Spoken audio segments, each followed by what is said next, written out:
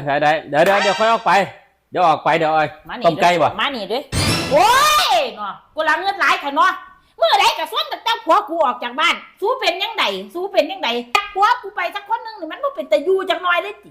ส่วนเอาตั้งแต่ผัวกูกับไปเขาอยู่กับลูกกับเมียเขานะแม่เฮ้ยเกิดเป็นมื้อเป็นวันมากกับสิญาติเอาตั้งแต่ผัวกูออกจากบ้านแท้มันเป็นยังไงเงินเจ้ายุดคอยอดมาโดนแล้วเจ้ายุดเจ้าหุบปากฮะมันเป็นยังไงเที่ยงนั่นเนี่ยเงียบเป็นหยังบัดนั้นจังนึงจะโทรมาดีแท้หุบปากเงียบ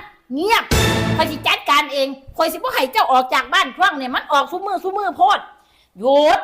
ต้มไก่บ้านคอยกามีบ่จำเป็นจะต้องออกไปคอยบอกว่าหยุดหุบปากให้คอยเว้าซะก่อน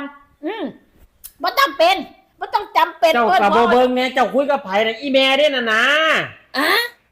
โอ้ยเนาะเราชวนไป